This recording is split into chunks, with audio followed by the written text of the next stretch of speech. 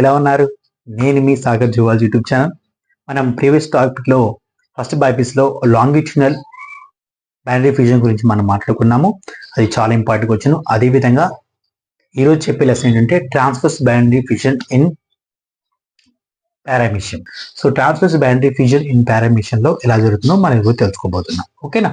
So during favorable conditions the paramecium stops feeding after attaining maximum growth. అంటే అనుకూల సమయంలో ఉన్నప్పుడు ఈ పారామీషియం ఏం చేస్తుందంటే మరింత సైజు పెంచుకొని అది ఫీడింగ్ ని ఆపేస్తుంది, అంటే ఆహారం తీసుకోకుండా మానేస్తుంది. ఎందుకంటే during the transverse binary fusion టైంలో. సో బైనరీ ఫ్యూజన్ టైంలో అది ఆహారం తీసుకోదు అనమాట. Next, the micronucleus undergoes mitosis and divides to form two nuclei.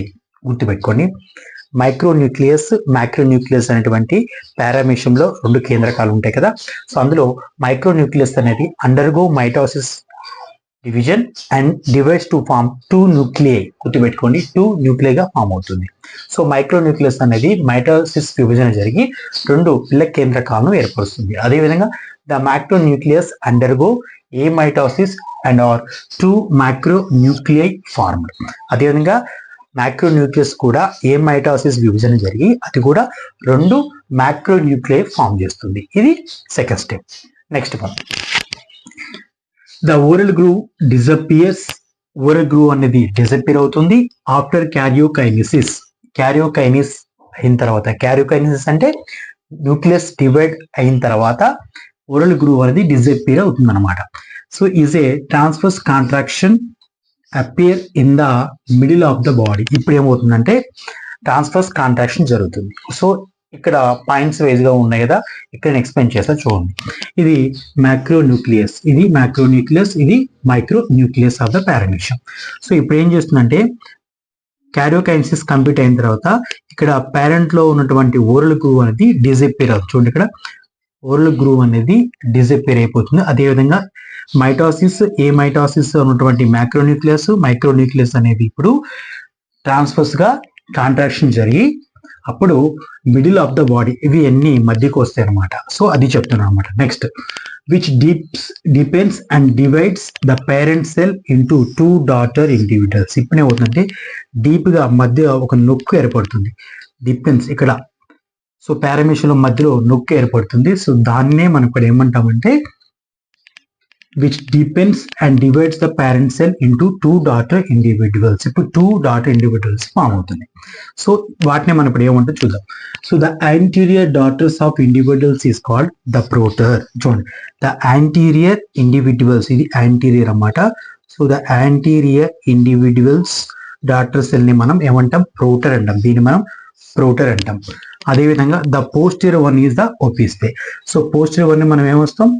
Posterior ని మనం ఏమని పిలుస్తాం? పోస్టీరియర్ కాల్డ్ ఓపిస్తే అని పిలుస్తాం. ఓకేనా? Anterior proter, posterior opisthe. Okay, next, ఇక్కడ మీరు ప్రోటర్ ఓపిస్తే వాటిలో కనుక మనం అబ్జర్వ్ చేసినప్పుడు ప్రోటర్ ఓపిస్తే నుంచి ఎలా సెల్ ఆర్గనెల్స్ ఎలా ఫామ్ అయ్యి అది ఎలా బైనరీ ఫ్యూజన్ జరుపుకుందో మనం తెలుసుకుందాం. So proter receives the anterior contractile vacuoles, cytopharynx, cytostome from its parent individuals. ఇక్కడ చూడండి, ఇది ప్రోటర్ కదా. సో ప్రోటర్ అంటే యాంటీరియర్ ఇండివిజువల్ డాటర్ అన్నమాట. సో యాంటీరియర్ ఏం చేస్తుందంటే ఇది పేరెంట్స్ నుంచి యాంటీరియర్ కాంట్రాక్టైల్ వాక్యూల్స్, అదేవిధంగా సైటోపారింక్స్, అదేవిధంగా cytostome form its parents individual. Okay, and new posterior contractive vacuole. చూడండి, న్యూ పోస్టీరియర్ కాంట్రాక్టివ్ వాక్యూల్స్ కూడా ఇదే ఫామ్ చేసుకుంది. And new oral groove also formed. So proter లో న్యూ ఓరల్ గ్రూవ్ కూడా form అయిన విషయం మీరు కూడా గుర్తుపెట్టుకోవాలి. కాబట్టి anterior contractive vacuoles, cytopharynx, cytostome and posterior contractive vacuole and new oral groove కూడా ఫామ్ అయింది. ఇప్పుడు ప్రోటర్ అనేది కంప్లీట్ అయిపోయింది. నెక్స్ట్ ఒప్పిస్తే. సో ఒప్పిస్తే అనేది మనం ఏమంటాం? పోస్టీరియర్ డాటర్ సెల్ కదా. So posterior receives the posterior contractile vacuole of its parents. Parents నుంచి ఏం చేసింది? పోస్టీరియర్ కాంట్రాక్టైల్ వాక్యూల్ తెచ్చుకుంది. అదేవిధంగా its parents new anterior contractile vacuoles, cytopharynx, cytosome and new oral groove formed also. So చూడండి ఇక్కడ opisthe ఏం చేస్తుందంటే పోస్టెరియర్ కాంట్రాక్టివ్ వాక్యూల్ అనేది fast receives the posterior contractive vacuole of its parents as well as new anterior contractile vacuoles, cytopharynx, cytostome and new oral groove is formed. చూడండి అక్కడేమో ప్రోటర్ ఏమో anterior contractive vacuoles ని సైటోపారింక్స్ ని cytostome ని form చేసుకుంది. ఇక్కడ opisthe ఏం చేస్తుంది పోస్టెరియర్ కాంట్రాక్టివ్ వాక్యూల్ తో పాటు యాంటీరియర్ కాంట్రాక్టివ్ వాక్యూల్ అదేవిధంగా సైటోపారింక్స్ cytostome and new world group కూడా ఫామ్ చేసుకుంది అనమాట.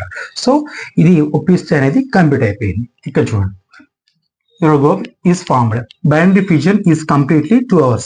Binary fissions కంప్లీట్ అవ్వడానికి 2 గంటల సమయం పడుతుంది గుర్తుపెట్టుకోండి. అండ్ ఇన్ ఫేవరబుల్ కండిషన్ అది అనుకూల సమయంలో ఉన్నప్పుడు పారామీస్ డివైడ్స్ 4 times per day. ఒక రోజుకి వచ్చి 4 సార్లు విభజన జరుపుకోలేదు కాబట్టి 4 times per day అనేది మనకి ట్రాన్స్వర్స్ బైనరీ ఫిషన్ జరుగుతుందనే విషయం గుర్తుపెట్టుకోవాలి. It is also called the transverse binary fission also called homothetogenic fission. దీన్ని మనం హోమోథెటోజెనిక్ ఫిషన్ కూడా అనవచ్చు.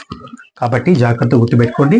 ప్రోటర్ అనేది యాంటీరియర్ కాంట్రాక్టివ్ వాక్యూల్ తీసుకొచ్చుకుంటుంది, ఒప్పిస్తే అనేది పోస్టీరియర్ కాంట్రాక్టివ్ వాక్యూల్ తీసుకొచ్చుకుంటుంది. ఓకేనా? ఈ వీడియో కనుక మీకు నచ్చినట్లయితే మీ ఫ్రెండ్స్కి షేర్ చేయండి. ముందుగా మన ఛానల్ సబ్స్క్రైబ్ చేసుకోండి. Thank you all.